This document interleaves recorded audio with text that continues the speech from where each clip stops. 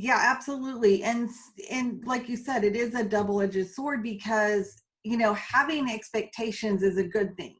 It's good to say, okay, this is a school that I'm looking forward to and I want to get in, and I'm going to work hard and I'm going to put my, expectations in that direction, or that I'm expected to do well in school, or expected to get my homework done, all of those things.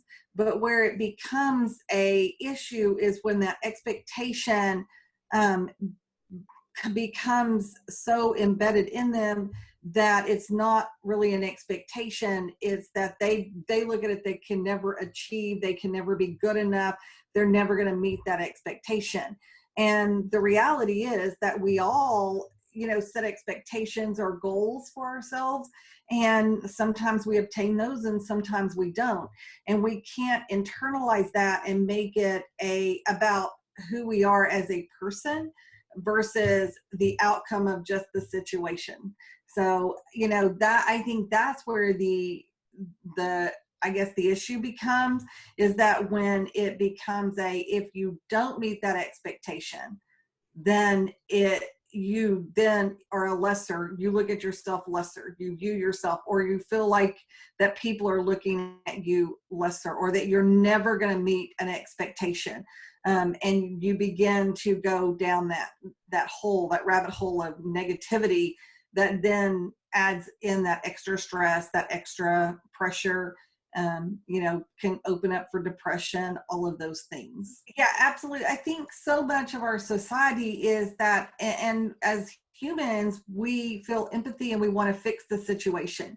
And so when we see somebody hurting, or we see a situation or whatever it is they're going through, we want to immediately jump in and fix it. And sometimes we can't, and it doesn't need to be fixed at that moment.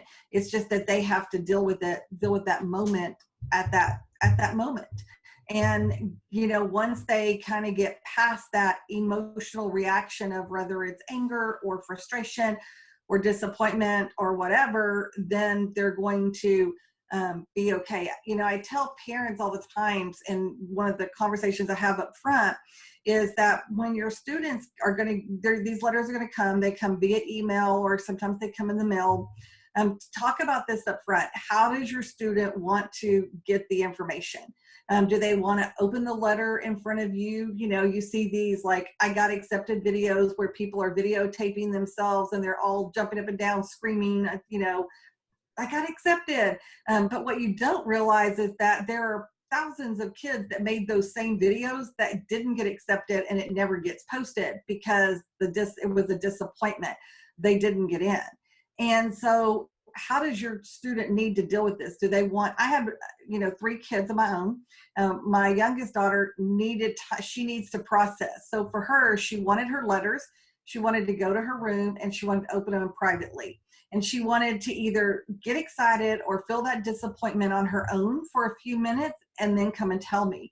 And as a parent, you're like, please tell me, I want to know, but at the same time, we have to realize that our kids are, they're processing too, as much as we. So when you're talking about this up front, then it makes things a whole lot easier in the process. So, it's really setting those expectations and talking about it all from the beginning. Do you think schools, I guess my question is, do you think schools are starting to incorporate those things, like the entrepreneurship, the following calling into the education and the framework that they're taking kids through?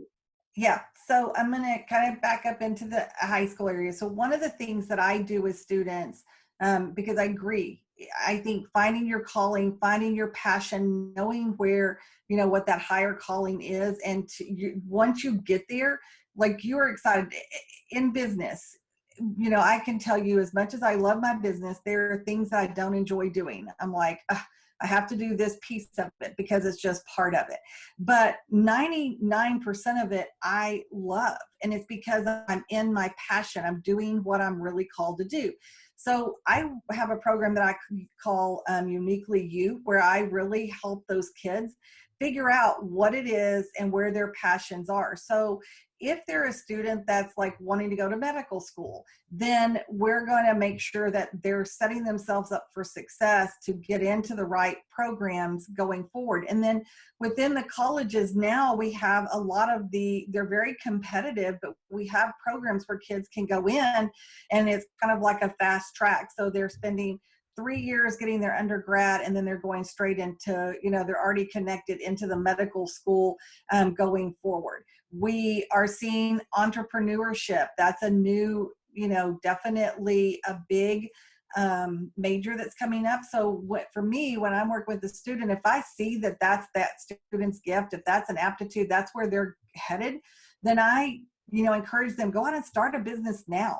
Then when you go into it, think about college. If you're going down your own business, do you want to be in entrepreneurship? Do you want to be in marketing? Do you need to learn? What is it that you need to learn to be able to really be successful? And a lot of times kids think, oh, I have to go into biology if I'm going to be a doctor, or I have to go into economics or pre-law if I'm going to be a lawyer, or I have to go in, if I want to work in business, I have to go into management.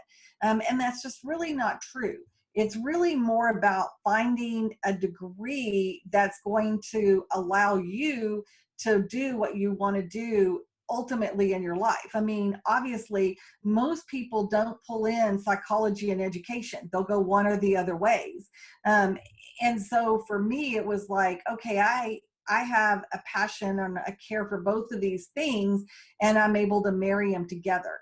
And with kids coming out of schools with AP credits and dual credits, and I think we're going to see even more of that, they're going into college already at a sophomore plus level technically in education. So sure, they can get through with their degree faster, but why not look at doing a double degree?